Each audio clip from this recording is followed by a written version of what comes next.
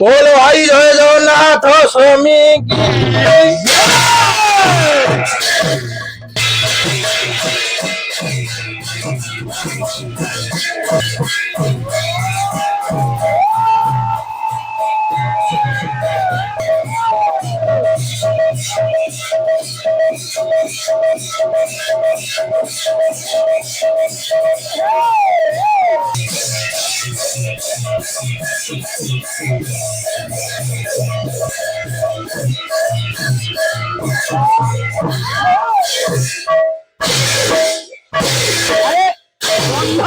বন্ধ করো ये भाई बंद करो ना बंद करो বন্ধ করো। अच्छा भाई আচ্ছা বনমালী এই যে পচারিলু हाँ এই যে পালাটা কোউ উপলক্ষে वो उपलक्ष्य होगी भाई আরে ভাই হসেইনি তু भाई हसिला अरे हसिबार जुग- कारण कौन যুগର ପରିସ୍ଥିତି ଦେଖୁଛୁ ତ युग परिस्थिति कौन ଆଜି କାଲି हाँ ଦେଖୁଛୁ ତ ମାନେ ବାହାଘର ସବୁ ହଉଛି आइया ପୁଅ ଦେଖା ନାହିଁ ଝିଅ ଦେଖା ନାହିଁ ବାହାଘର ହେଇଗଲା ହେଇ ଗଲା ହେଲା ପରେ ହଁ ବାହାଘର ବାସି ଦିନ ଝିଅ ବାହାରୁଛି ବାପ ଘରକୁ କୋଉଠି କି ବାପ ଘରକୁ କାହିଁକି ଆରେ କାରଣ ହଉଛି କଣ ସେ କାରଣ କଣ ବର୍ତ୍ତମାନ ଝିଅକୁ ପୁଅ ଦେଖେଇ ଦେଲା ପରେ ହଁ ଝିଅ ଯଦି ରାଜି ହେଇଯାଏ ଆଚ୍ଛା ତାହେଲେ ଆମେ ଆଗେଇବା ଆଚ୍ଛା ଆଉ ବାପ ଦେଖିଲେ କଣ ନା ମା ଦେଖିଲେ କଣ ନା ଭାଇ ବନ୍ଧୁ ଦେଖିଲେ କଣ? ନାଇଁ ତାଙ୍କ ଦେଖିବା କିଛି ଲାଭ ନାହିଁ ନା। କିନ୍ତୁ ପୁଅ ଦେଖିବାଟା ଭଲ ସବୁ ହେଲେ ତମକୁ ଜଣେଇ ଦଉଛନ୍ତି ପୁଅ ଏତେ ପାଠ ପଢିଛି ହଁ ଇଞ୍ଜିନିୟର ଅଛି ହଁ ପଣ୍ଡିତ ଅଛି ହଁ।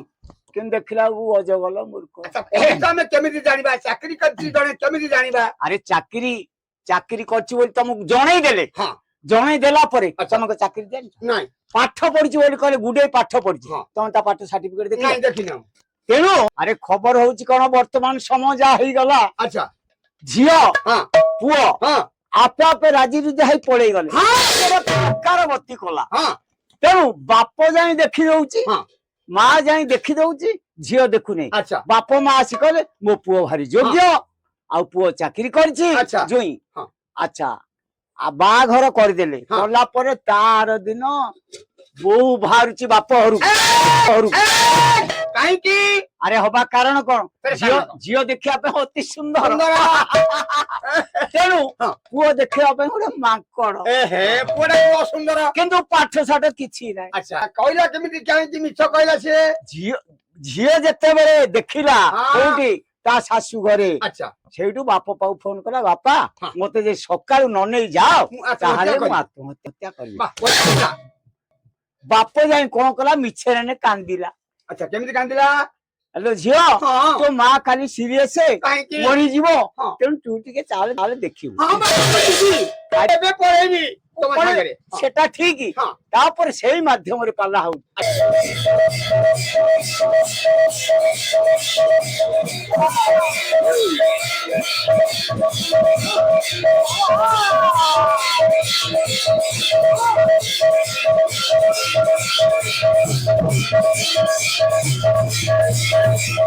ମୁଁ ମଧ୍ୟ ଭାଇ ସେଇଥିରେ ଠକିଥିଲି କେମିତି ଠକିଲ ତମେ କାନ୍ଦ ମାଡୁଛି କାନ୍ଦ ମାଡୁ କାନ୍ଦିଲ କାହିଁକି ଲୁହ ସହିତ ଅଶ୍ରୁ ଯାଉଛି ଏ ଲୁହ କଣ ଅଶ୍ରୁ କଣ ମୁଁ ତ ଜାଣିପାରୁନି ହଁ ହଁ ସେ ଗୋଟେ ଗୋଟେ ଗୋଟିଏ କଥା ଆଚ୍ଛା ହଉ କଥାଟି ହେଲା କଣ କଣ ଭାଇ ବହୁତ ଜାଗା ପ୍ରସ୍ତାବ ସବୁ ଆସିଲା ହଁ ଆସିଲା ମାନେ ବାହାଘର କୌଣସି ପ୍ରକାର ଆଚ୍ଛା। ହେଇପାରିଲା ନାହିଁ।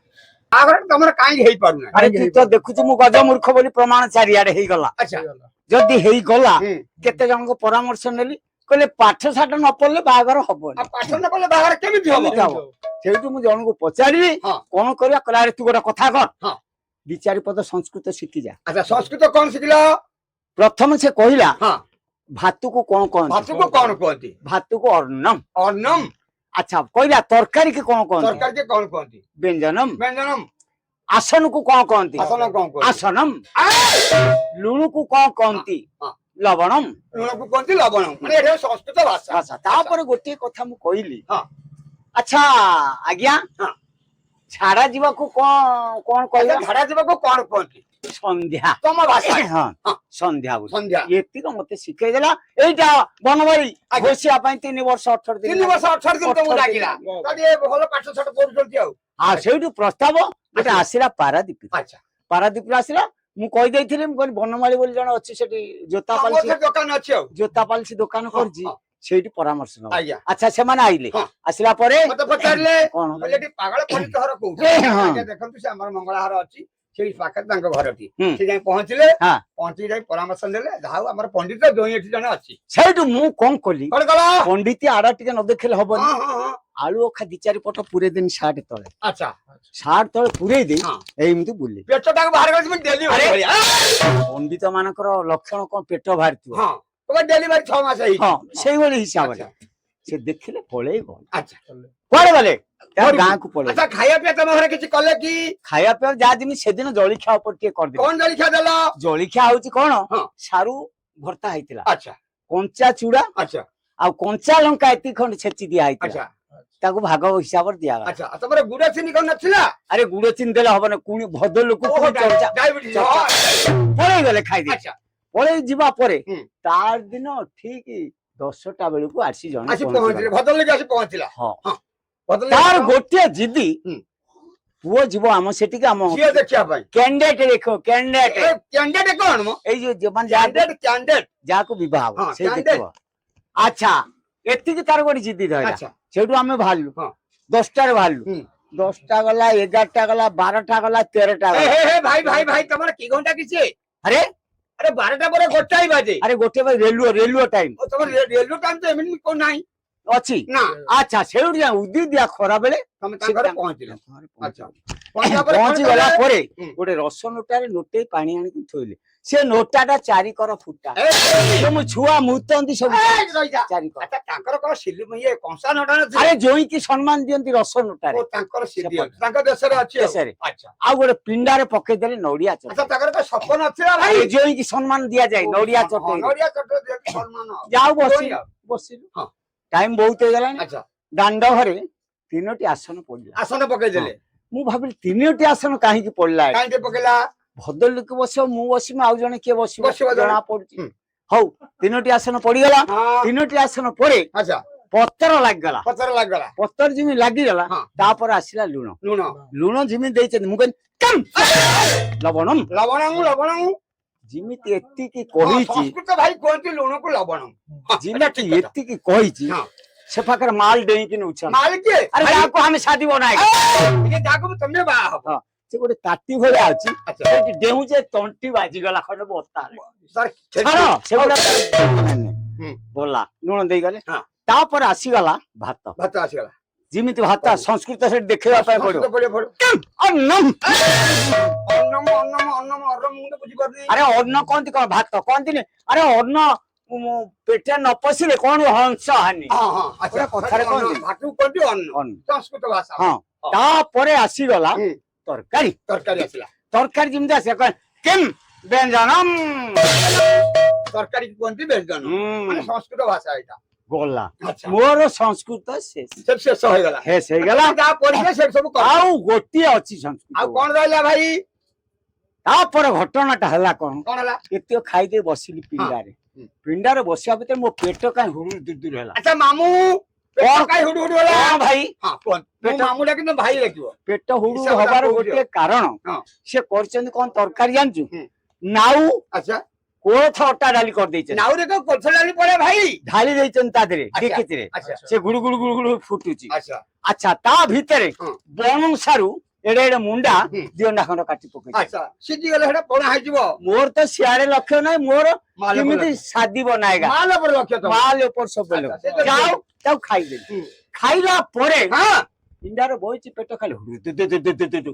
ପେଟ ହୁଡୁ ଦୁ ଦୁ ଦୁ ଦୁ ଦୁ ଦୁ। ଯାହା ସବୁ ଖାଇଥିଲେ ଭାଇ ସେଟା ପେଟ ମାନେ ଡାଇଜେସନ ହଉଛି ଆଉ ଭିଟାମିନ ଜିନିଷ ଗୁଡା ଦେଇଥିଲେ ତ ଖାଇବା ପାଇଁ ହଁ ସେଗୁଡା ପେଟ ଭିତରେ ପଶି ଘାଣ୍ଟିଲା ଆଚ୍ଛା ସେଇଠୁ ମୁଁ କଣ କଲେ କଣ କଲ ଛୋଟିଆ ଛୁଆକୁ କହିଲି ମୁଁ ବର୍ତ୍ତମାନ ସନ୍ଧ୍ୟା କରିବି ସେଠୁ ନନା କଣ ହେଲା ଛୋଟିଆ ଛୁଆଟି ଯାଇ ଶାଶୁ ହବ ଜଣେ ତାକୁ ଜଣେଇଦେଲା ନନା ବର୍ତ୍ତମାନ ସନ୍ଧ୍ୟା କରିବେ ଏଠୁ ଶାଶୁ କଣ କଲେ ଭାଇ ଶାଶୁ ଯାଇ ଦାଣ୍ଡ ଘର ମଳେ ଲିପି ଦେଲେ ଲିପି ଦେଇ କଣ କଲେ ଆସନ ଖଣ୍ଡେ ପକେଇଦେଲେ ଆସନ ପକେଇଦେଲେ ତାପରେ ଘଟଣା କଣ ହେଲା କଣ ହେଲା ମାମୁଁ ହବା କଥା କଣ ଯେ ଧୂପ କାଟି ଥୋଇ ଦେଇଥିଲେ ହଁ ଧୂପ କାଟିକି ଶାଶୁ କଣ କଲା ଦିଟା ସେଠି ଲଗେଇଦେଲା ହଁ ଲଗେଇ ଦେଇ କହିଲା ମୁଁ ଜୋଇଁ ସନ୍ଧ୍ୟା କରିବ ସନ୍ଧ୍ୟା କରିବେ ବିଧି ବିଧାନ ଅନୁସାରେ ଆଚ୍ଛା ମୁଁ ସେଇଠୁ ଚିନ୍ତା କଲେ ହଁ ହଁ ଜୋଇଁ ମାନେ ପ୍ରାୟ ଘରେ ଝାଡା ଫେରନ୍ତି ହଁ ନନା ସନ୍ଧ୍ୟା କରନ୍ତି ସନ୍ଧ୍ୟା କରନ୍ତି ହଁ ମୁଁ ଭାବିଲି ହଁ ସେଇଠୁ କଣ ହେଲା ଯାଇ ଚଟେ ଉପରେ ବସିଗଲି ହଁ ହଁ ବସିଗଲା ପେଟ ତ ଇଆଡେ ଟାଇଟ୍ ହେଇକାନି ହୁଡୁ ଦୁଦୁ ରହୁଛି ବନମାଳି ଆଜ୍ଞା ଚଟେ ଉପରେ 3 ବାଲ୍ଟି ଖଣ୍ଡ ବାହାରି 3 ବାଲ୍ଟି ଖଣ୍ଡ ବୋଇଗଲା ଆଚ୍ଛା ଯେମିତି ବୋଇ ଯାଇଛି ହଁ ସେ ଏମିତିକା ମାନେ ସେଣ୍ଟ ବାସନା ହେଲା ଆଚ୍ଛା ସେଠି 3-4 ଖଞ୍ଜା ବାସନା ଆଚ୍ଛା ଏତେ ବାସନା ଶାଶୁ ଚିନ୍ତା କଲା ହଁ। ଜଣେ ସନ୍ଧ୍ୟା କରୁଛନ୍ତି ଧୂପ ତ ମୁଁ ନଗେଇଥିଲି ଭଲ ବାସନା ଥିଲା ବାସୁଛି। ଏଇଗୁଡା ମଇଳା ବାସନା କଣ ଏତେ ଜୋର ହଉଛି ହଁ ହଁ ଶାଶୁ ଆସିକିନି ଅନେଇ ଦେଲା ଅନେଇଦେଲା। ଅନେଇ ଦେଇକିନି ମୁଣ୍ଡରେ ଓଢଣା ଦେଇକିନି ପଳେଇ ଗଲା ଆଚ୍ଛା ସେଠୁ ମୁଁ ଚିନ୍ତା କଲି ମୋ ପିଠିରେ ପ୍ରାୟ ଗଡିଆ ଖୋଳା ହେଇଯିବ ଜଣା ହଁ। ପଡିଲାଣି ଆଚ୍ଛା ଆସି ପିଣ୍ଡାକୁ ପଳେଇ ଆଇଲି ହଁ ତାପରେ ପଳେଇ ଆସି ହୁଁ। ଧୋଇ ଧାଇ ପରିଷ୍କାର ହେଇକିନି ହଁ ମୁଁ କଣ କଲି ବସିଲି ଆଚ୍ଛା ବସିଲି ଭଦ୍ରଲୋକ ମତେ ଘିନିକିନି ଆସିବ କଣ ଭଲ ମନ୍ଦ ହେଲା ଗୋଟେ ଖବର ବୁଝିବ ନବା ପାଇଁ ବୁଝିବ ଖବର ସେଇଠୁ କଣ ହେଲା ତାପରେ? ଯାହାକୁ ନେଇଥିଲା ଦେଖେଇବା ପାଇଁ ହଁ ହଁ ସିଏ ଅନେଇ ଦେଇକିନି ଖାଲି ମୁହଁ ମୋଡିଲା ହଁ ହଁ କାହିଁକି ମୁହଁ ମୋଡିଲା କାହିଁକି ଝିଅଟି ଦେଖିବା ପାଇଁ ଅତି ସୁନ୍ଦର କେତେ ସୁନ୍ଦର ଗାଲ ଗୁଡା କୁଆଡେ ପୁଚୁକା ପୁଚୁକା ସତରେ ହଁ। ये पूछो की गाली फैशन वाली गाली तो बॉम्बे दिल्ली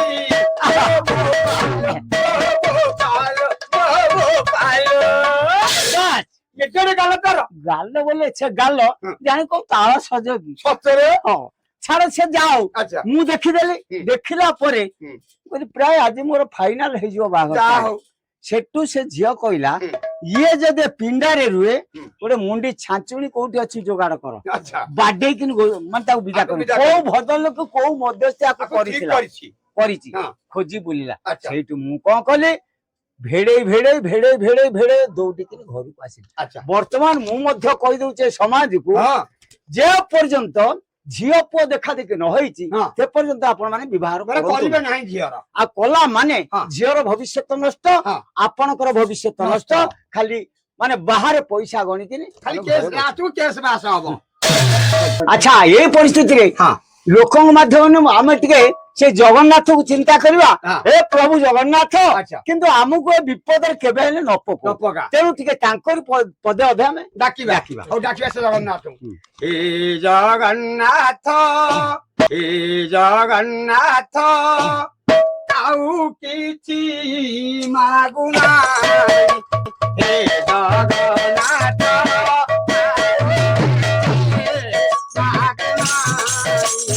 ଜଗନ୍ନାଥ ଆଉ କିଛି ମାଗୁନାହିଁ ମରଣ କାଳରେ କୈବଲ୍ୟୀ ମରଣ କାଳରେ କୈବଲ୍ୟୀ ତୁମେ ମୋର ଜୀବନ ହେ ଜଗନ୍ନାଥ କିଛି ମାଗୁନାହିଁ ହେ ଜଗନ୍ନାଥ ଆଉ କିଛି ମାଗୁନାହିଁ ମାଗୁନାହିଁ ମନ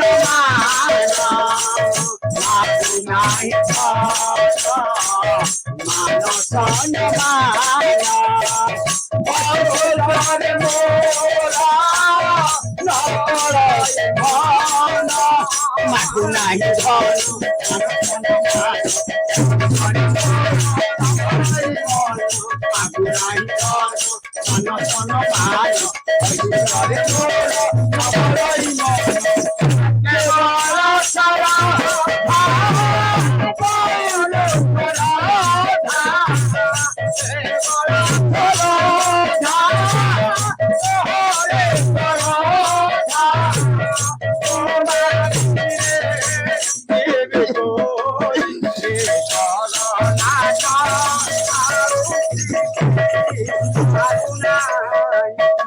ଜଗନ୍ନାଥ ଆଉ କିଛି